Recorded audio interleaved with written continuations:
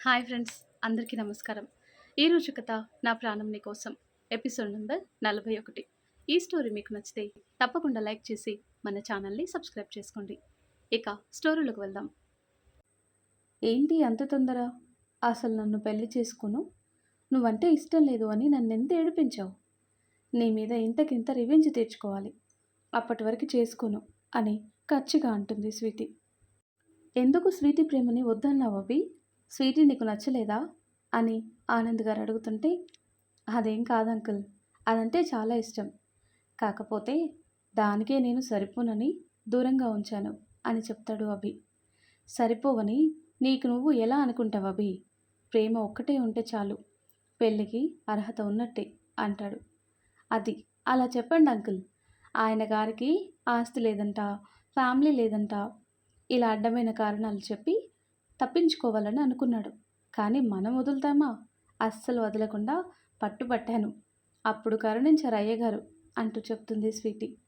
డబ్బుతో ప్రేమని పెళ్ళిని ముడిపెట్టకూడదు అభి. డబ్బు లేకపోయినా ప్రేమ ఉంటే చాలు. రెండు మనసులు కలవటానికి డబ్బు కాదు, ప్రేమ కావాలి. అయినా నీకేం తక్కువ? రుద్ర ఎప్పుడైనా నిన్ను తక్కువగా చూశాడా? అయ్యో, అదేం లేదు అంకుల్. ఇలా అన్నానని తెలిస్తే నా కాళ్ళు విరిచేస్తాడు. వాడి ఫ్యామిలీలో నన్ను ఒక భాగం చేసేస్తాడు. వాడు నాకు ఫ్రెండ్ అవ్వటం నా అదృష్టం అని చెప్తాడు అభి. మరి స్వీటీని పెళ్లి చేసుకుంటే ఆ బంధం ఇంకా బలపడుతుంది కదా. హ్యాపీగా ఏ ఆలోచన లేకుండా పెళ్లి చేసుకోండి అంటాడు. తప్పకుండా అంకుల్. నేను చేసుకోకపోయినా అదే నా మెల్లో తాళి కట్టి తీసుకెళ్ళిపోయినా ఆశ్చర్యం లేదు అంటాడు నవ్వుతూ. హహా అని నవ్వుతారు ఆనంద్, ఇందు. అభి, నిన్ను అంటూ కొడుతుంది స్వీటీ. దియా వాళ్ళ ఫైటింగ్ చూసి టామ్ అండ్ జెర్రీని చూసి ఎంజాయ్ చేసినట్టు కిలకిలా నవ్వుతుంది. ఆ తర్వాత కట్ చేస్తే రుద్ర లేచి ఫ్రెష్ అయ్యి కిందికి వస్తూ శ్రీ శ్రీ కాఫీ అంటాడు. హా బావా, తీసుకొస్తాను అంటూ కిచెన్లోకి వెళ్ళి కాఫీ ప్రిపేర్ చేసి, బావా ఇదిగో కాఫీ అంటూ ఇస్తుంది. వేద ఇచ్చిన కాఫీ కప్ తీసుకొని వేదాని తన ఒళ్ళో కూర్చోబెట్టుకొని, నువ్వు తాగవా అని అడుగుతాడు. హా బావా, నేను తాగాను ఇందాకే, నువ్వు తాగు అంటుంది వేద. రుద్ర కప్పు తీసుకుని వేద నోటి దగ్గర పెట్టి ఒక సిప్ చేయి అన్నట్టు చూస్తుంటే చిన్నగా నవ్వి ఒక సిప్ చేసి, ఇంక చాలు నువ్వు తాగు బావా అంటుంది.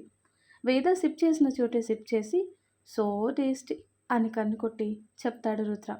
బాబోయ్, నువ్వు ఇలా కూడా ఉంటావంటే ఎవరైనా నమ్ముతారా బావా అంటూ రుద్ర బుగ్గలు లాగి, దర్శనికి కాల్ చేయండి, ఈరోజు లంచ్కి ఇక్కడికి రమ్మని చెప్పు బావా అంటుంది.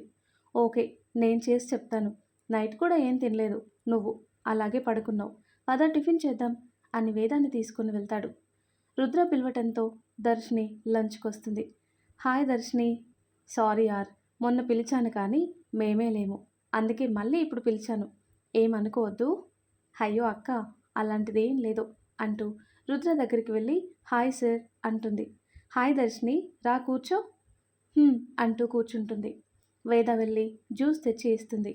ఇప్పుడు ఇవన్నీ ఎందుకు అక్క, మీరు నాతో కూర్చొని మాట్లాడండి, అదే చాలు అంటుంది దర్శిని.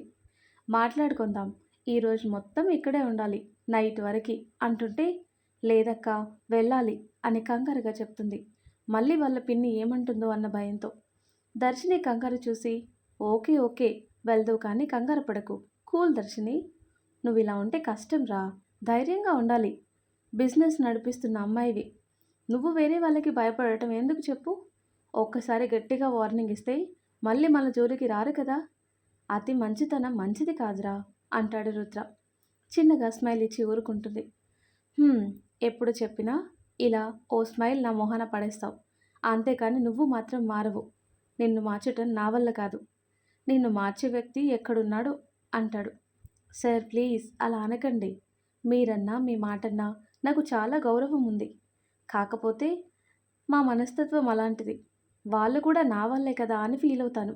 ఆ టాపిక్ వదిలేయండి అంటూ వేద వైపు తిరిగి, ఎక్కడికి వెళ్ళారు, ఫుల్ ఎంజాయ్ చేసినట్టున్నారు అంటూ అడుగుతుంది దర్శిని. వెళ్ళిన ప్లేసెస్ గురించి చెప్తూ ఉంటుంది వేద. అలాగే వేద ఫ్యామిలీ గురించి, స్టడీ గురించి కూడా అడిగితే చెప్తుంది. అంటే మీరు డాక్టరా అక్క అని అడుగుతుంది. హా అవును దర్శిని, కార్డియాలజిస్ట్ అంటూ చెప్తుంది. అవునా అంటూ ఏదో ఆలోచనలో పడుతుంది. ఏంటి ఏం ఆలోచిస్తున్నావు దర్శిని అంటే, ఏం లేదక్క, మీరు గ్రేట్ డాక్టర్ అయ్యుండి బిజినెస్ హ్యాండిల్ చేయటం అంత చిన్న విషయం కాదు అంటుంటే, అదేం లేదురా, నేనేమంత గ్రేట్ కాదు, ఫ్రెండ్స్ కూడా చూసుకుంటారు, మామయ్య కూడా చూసుకుంటాడు అని చెప్తుంది. మామయ్య అంటే ఎవరో అర్థం కాలేదు, కానీ అడగటం ఎందుకు అని సైలెంట్గా ఉంది దర్శిని. అలా కొద్దిసేపు మాట్లాడాక, మీరు మాట్లాడుతూ ఉండండి, నేను వెళ్ళి లంచ్ ప్రిపేర్ చేస్తాను అంటుంది వేద.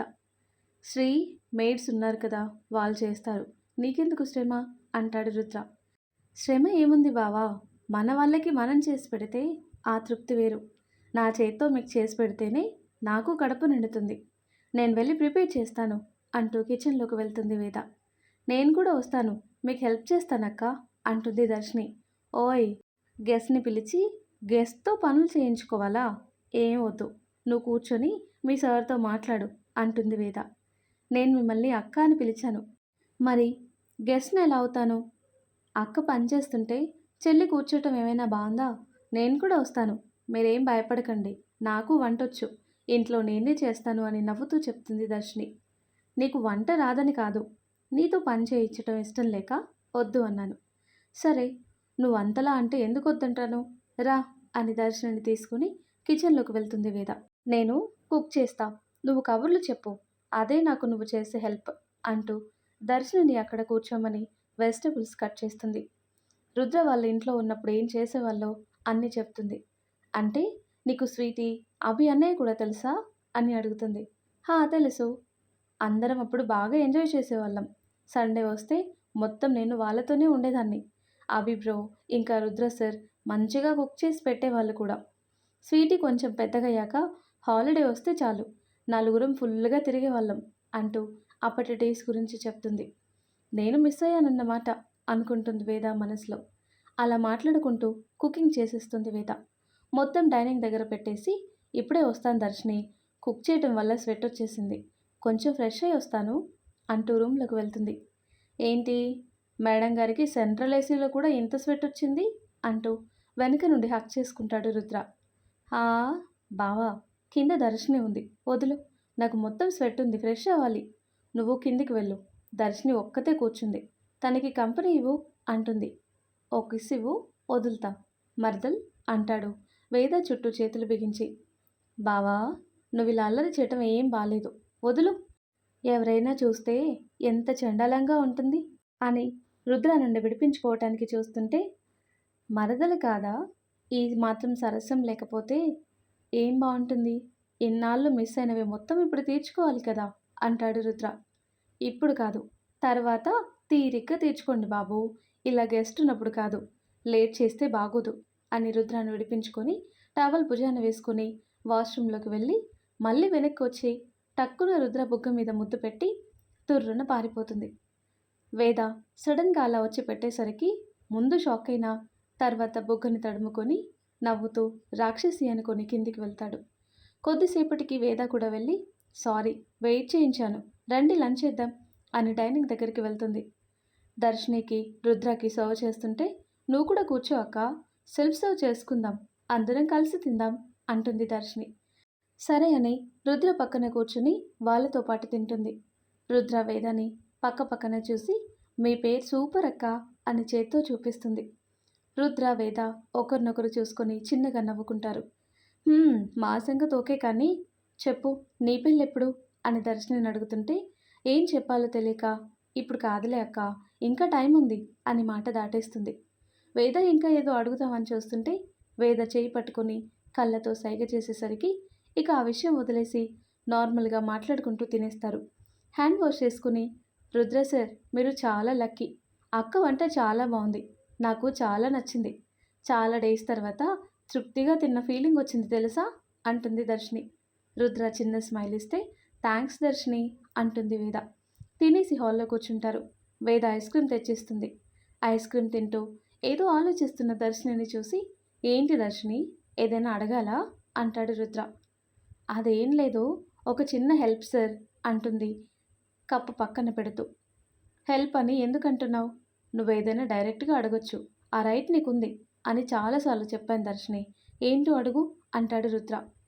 మీరు కాదు, అక్క నుండి హెల్ప్ కావాలి అంటుంది. నానుండా? ఏంటో చెప్పు. ఏదైనా నా వల్ల ఏదైతే ఖచ్చితంగా చేస్తాను అంటుంది వేద.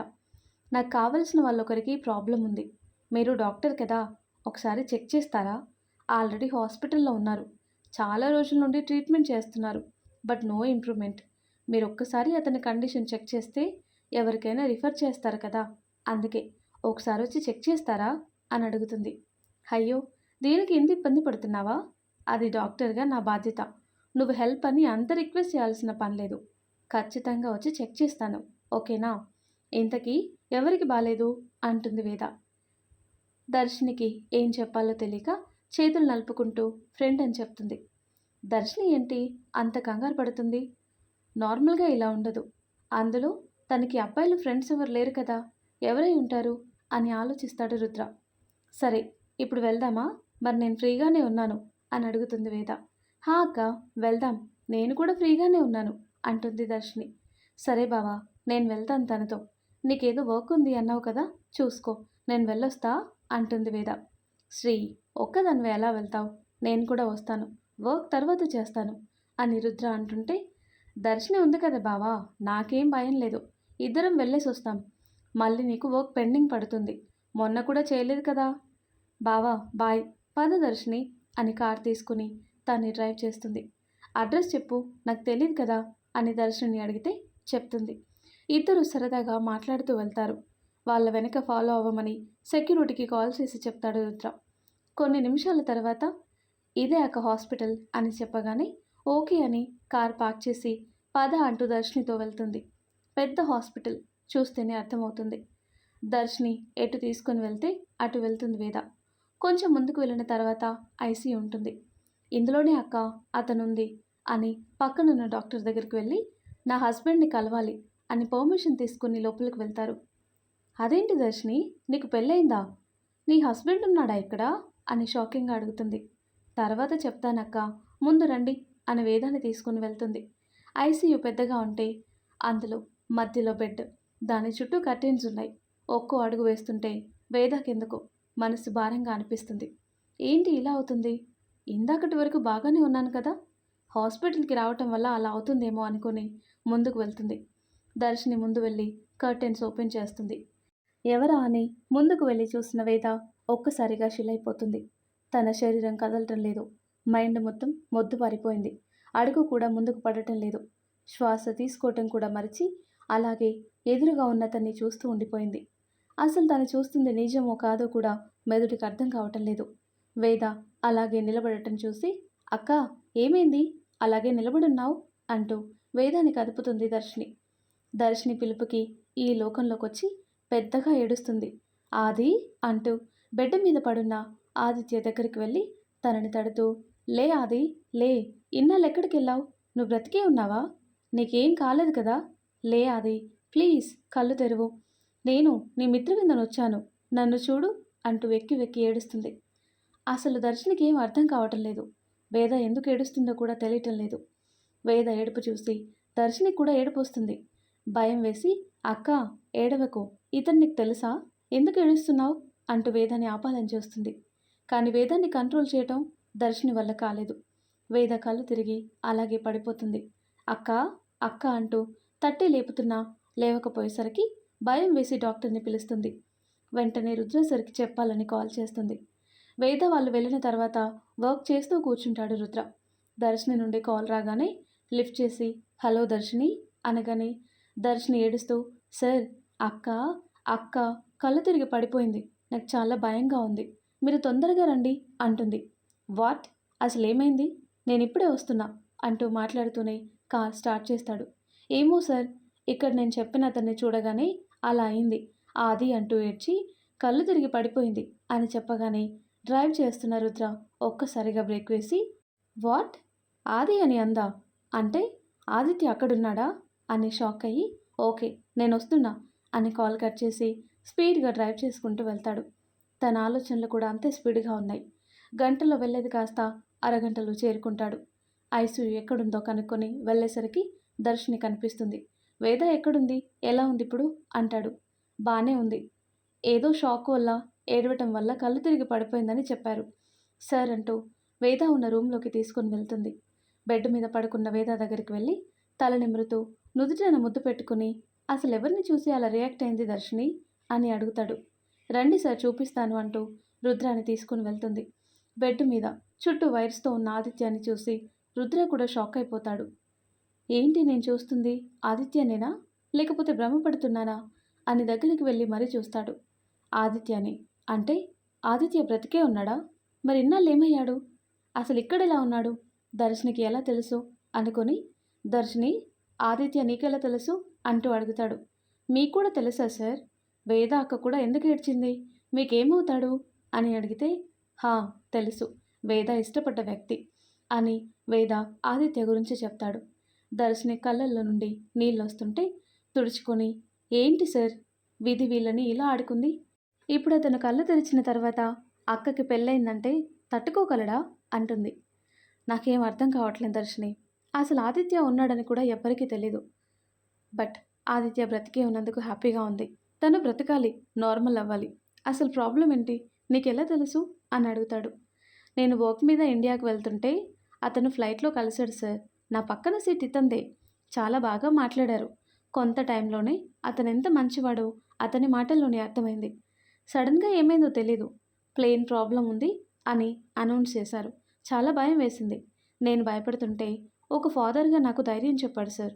అక్కడ వాళ్ళు మేము కిందికి ల్యాండ్ చేసేస్తున్నాం, ఎక్కడ పడుతుందో కూడా తెలీదు అని చెప్పేశారు. కొంచెం కిందికి ప్లేన్ రాగానే ఎగ్జిట్ డోర్ ఓపెన్ చేసి చాలామంది దూకేశారు. అప్పటికే మంటలు రావటం స్టార్ట్ అయ్యాయి. మేము కూడా అలాగే దూకేయాలి అనుకున్నాం. నన్ను దూకమని చెప్పి అక్కడున్న చిన్నపిల్లల్ని పెద్దవాళ్ళని ఫైర్ నుండి సేవ్ చేశాడు సార్. నేను దూకాను, ఎక్కడ పడ్డానో కూడా తెలీదు. రాళ్ళల్లో పడి నాకు చాలా దెబ్బలు తగిలాయి. ఇతని కోసం వెతికాను. చాలా చోట్ల వెతికితే దూరంలో అతని వాచ్ కనిపించింది. దాన్ని గుర్తుపట్టి చుట్టుపక్కల వెతికితే అప్పుడు కనిపించాడు సార్. ఫుల్ రాళ్ళున్న దగ్గర పడటం వల్ల తలకి బాగా దెబ్బ తగిలింది. అలాగే చాలా చోట్ల కాలింది కూడా. వెంటనే లేపాలి అని చాలా ట్రై చేశాను, బట్ నో యూస్. అక్కడ దగ్గరలో ఉన్న హాస్పిటల్కి అందరినీ తీసుకుని వెళ్ళారు. ఈ విషయం తెలిసి తాతయ్య కూడా భయపడి అక్కడికి వచ్చేశారు. తాతయ్య వచ్చేసరికి నేను కొంచెం కోలుకున్నాను. కానీ ఆదిత్య గారే అస్సలు కళ్ళు కూడా తెరవలేదు. డాక్టర్ని అడిగితే ఇక్కడ ట్రీట్మెంట్ చేసేంత ఫెసిలిటీ మా దగ్గర లేదు. బ్రెయిన్లో బ్లడ్ క్లాట్ అయింది, కోమాలోకి వెళ్ళాడు, ఎప్పుడు కళ్ళు తెరుస్తాడో చెప్పలేమన్నారు. నాకు చాలా బాధగా అనిపించింది సార్. నాతో పాటు దూకేస్తే ఏమయ్యేది కాదు. కానీ వేరే వాళ్ళ ప్రాణం కోసం తన ప్రాణం అడ్డేశాడు. లాస్ట్లో దూకటం వల్ల ఇలా అయింది. మొత్తం పెద్ద రాయి మీద పడటం వల్ల బలంగా దెబ్బ తగిలింది. మాకేం చేయాలో అర్థం కాలేదు. అంత మంచి వ్యక్తిని అక్కడ ఒంటరిగా వదిలి రావాలనిపించలేదు. అందుకే తాతయ్యతో చెప్పి మాతో పాటు ఇక్కడికి తెచ్చుకున్నాం.